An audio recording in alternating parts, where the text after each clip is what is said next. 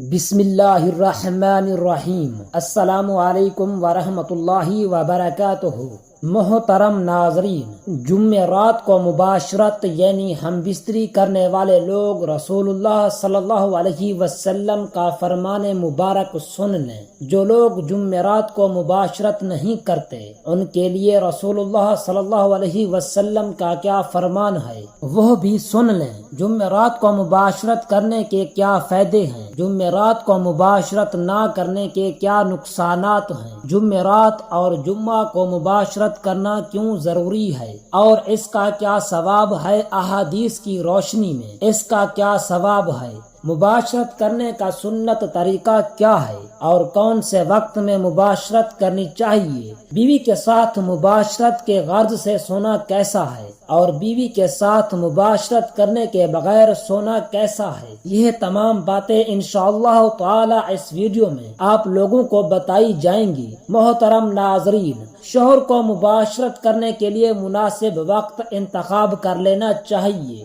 اس لیے کہ عورت احساس مزاج ہوتی ہے، لہذا اگر مرد اس سے ایسے وقت میں مباشرت کرے گا جو اس کی مرضی کے خلاف ہو یا اس وقت وہ بیمار تھی یا تھکی ہوئی ہو تو یہ عورت کے ساتھ زبردستی ہوگی جس سے اسے چڑچڑا پن ہوگا۔ محترم ناظرین، اتباع کا کہنا ہے کہ مباشرت کرنے میں اعتدال سے کام لینا چاہیے، اور اعتدال یعنی میانہ روی یہ ہے کہ ہر ہفتے میں یہ کام 2 مرتبہ کیا جائے۔ ہاں، خصوصی حالات یعنی طبی اتار چڑھاؤ کے اعتبار سے انسان اس میں کمی یا زیادتی بھی کر سکتا ہے، لیکن اس میں زیادتی ہرگز نہیں ہونی چاہیے، اسی لیے کہ اس سے جسم کو نقصان پہنچتا ہے، عقل کمزور ہو جاتی ہے اور انسان بے ہمت ہو کر کام کاج کے قابل نہیں رہتا، اور اسلام نے انسان پر جو ذمہ داریاں قید کی ہیں انہیں پورا نہیں کر پاتا۔ شرعی تقاضا پورا کرنے میں 12 مہینوں کے تمام اوقات میں جائز ہے اور دن اور رات میں ہر وقت کی جا سکتی ہے، سوائے اس کے کہ مرد عورت روزے دار ہوں یا عورت حیض یا نفاس کی حالت میں ہو۔ ابو داؤد اور نسائی کی احادیث میں آتا ہے کہ جو شخص جمعہ کے دن بیوی کو غسل پر مجبور کرے، یعنی بیوی سے مباشرت کر کے اسے غسل پر مجبور کرے اور خود بھی غسل کرے اور نماز کے لیے جلدی کرے اور اول وقت میں جائے اور سوار نہ ہو، پیدل چل کر جائے اور امام کے قریب بیٹھے اور امام کی بات کو غور سے سنے اور لغو بات نہ کرے تو اسے ہر قدم اٹھانے پر 1 سال کے روزے اور کھڑے ہو کر نماز پڑھنے کا ثواب ملتا ہے۔ محترم ناظرین، احادیث شریف میں ہے کہ حضرت عائشہ صدیقہ رضی اللہ تعالی عنہا نے نبی کریم صلی اللہ علیہ وسلم کی بارگاہ میں عرض کیا، یا رسول اللہ صلی اللہ علیہ وسلم، ہمارے ماں باپ آپ پر قربان ہوں، وہ کون سا وقت ہے جس میں مباشرت کرنی چاہیے؟ اور دوسری بات یہ کہ عورتوں کو ثواب ہے لیکن مردوں کو کیا ثواب ہے، کیونکہ یہ حیا کا مسئلہ ہے،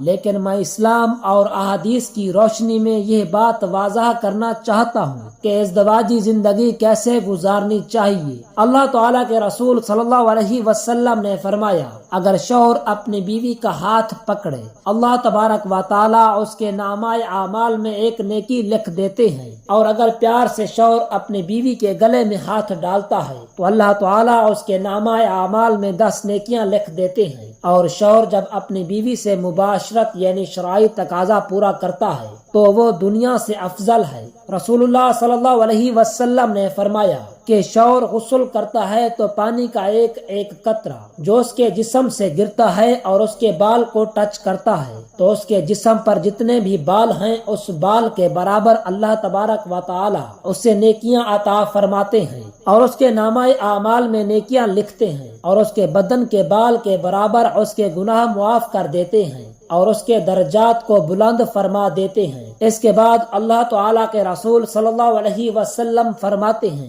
کہ جو شوہر غسل کرتا ہے وہ دنیا سے افضل ہے۔ اس کا مطلب یہ ہے کہ اللہ تبارک و تعالیٰ اسے وہ چیز ادا کرتے ہیں جو دنیا سے بہتر ہے۔ اللہ تعالیٰ کے رسول صلی اللہ علیہ وسلم فرماتے ہیں کہ اللہ تبارک و تعالیٰ تمام فرشتوں کو جمع کر کے ان کے درمیان فخر کرتے ہیں کہ دیکھو یہ اپنی بیوی سے شرعی تقاضا پورا کرنے کے بعد رات کے اس حصے میں میرے خوف سے میرے ڈر رکھتے ہوئے غسل کر رہا ہے اور غسل کرنے کے بعد یہ میری عبادت کرے گا تو اللہ تبارک و تعالی فرشتوں میں فخر کرتے ہیں، تو یہ مباشرت کرنے کی فضیلت ہے۔ شوہر کا اپنی بیوی کو خوش کرنے کا اتنا بڑا ثواب ہے کہ اللہ تبارک و تعالی خود اپنے فرشتوں کے درمیان فخر کرتا ہے کہ میرا بندہ اپنی بیوی کو خوش کرنے کے بعد رات کے اس حصے میں میرے ڈر اور خوف کی وجہ سے غسل کر رہا ہے تاکہ وہ میری عبادت کر سکے۔ اس کے بعد اللہ تعالیٰ کے رسول صلی اللہ علیہ وسلم فرماتے ہیں، اللہ پاک تمام فرشتوں کو گواہ بنا کر کہتے ہیں کہ میں نے اس کے گناہوں کو معاف فرما دیا، میں نے اسے بخش دیا۔ جو خاوند شرعی تقاضا پورا کرنے کے علاوہ اپنی بیوی کے پاس نہیں سوتے تو وہ سن لیں کہ رسول اللہ صلی اللہ علیہ وسلم نے فرمایا کہ اگر تمہاری بیوی حیض سے ہو یا شرعی تقاضا پورا کرنے کی غرض نہ بھی ہو تو اپنی بیوی کے ساتھ رات گزارو، اسی لیے کہ جب آپ اپنی بیوی کے ساتھ رات گزارو گے اس سے ہمت ملے گی اور اسے خوشی ہوگی۔ جب آپ کی بیوی خوش ہوگی تو اللہ تعالیٰ کے رسول صلی اللہ علیہ وسلم فرماتے ہیں کہ ادھر ادھر سونے سے افضل یہ ہے کہ اپنی بیوی کے ساتھ سوئیں، کیونکہ اپنی بیوی کے ساتھ سونا انبیاء کرام علیہم السلام کی سنتوں میں سے ایک ہے۔ اب بات کرتے ہیں مباشرت کا وقت کون سا بہتر ہے اور کون کون سے دن کو کرنی چاہیے اور کون کون سے دن کو نہیں کرنی چاہیے۔ دیکھیں مباشرت کرنے کی اتنی بڑی فضیلت ہے۔ سنت یہ ہے کہ مباشرت جمعہ کی شب بھی یا جمعہ کے دن کرنی چاہیے، اسی لیے امام بخاری رسول اللہ صلی اللہ علیہ وسلم سے روایت کرتے ہیں کہ آپ صلی اللہ علیہ وسلم نے فرمایا کہ جو شخص جمعہ کے دن غسل جنابت کرے اور پھر نماز کو جائے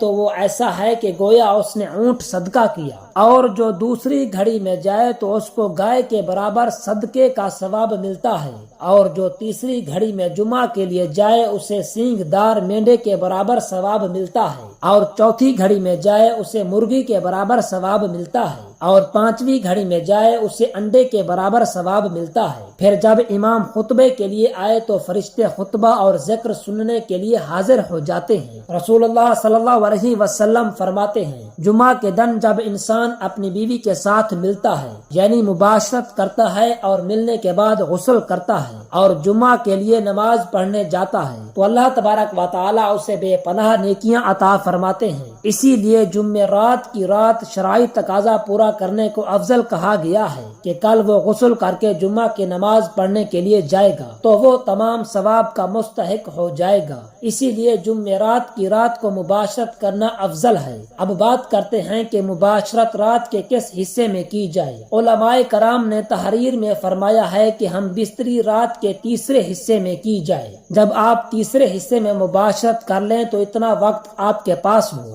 کہ آپ کو آرام کا وقت مل جائے، کیونکہ دن میں آپ کام مشقت محنت کر کے آتے ہیں تو آپ رات کے 2 حصے آرام کریں اور رات کے تیسرے حصے میں مباشرت کریں اور کچھ دیر آرام کریں تاکہ آپ کو کمزوری محسوس نہ ہو۔ شرعی تقاضا پورا کرتے وقت اس بات کا خیال رکھنا چاہیے کہ آپ کے پاس کوئی شیر خوار بچہ نہ ہو، کیونکہ اگر آپ کے پاس شیر خوار بچہ ہوگا تو مباشرت میں مزہ نہیں آئے گا اور آپ بہتر طریقے سے سکون حاصل نہیں کر سکیں گے۔ ہاں اگر بچہ گہری نیند میں سویا ہوا ہے تو پھر کوئی مسئلہ نہیں ہے۔ اللہ پاک سے دعا ہے کہ ہمیں اپنی بیوی کے ساتھ پیار محبت اور حسن سلوک سے رہنے اور شریعت کے مطابق مباشرت کرنے کی توفیق عطا فرمائے۔ آمین ثم آمین۔ جزاک اللہ۔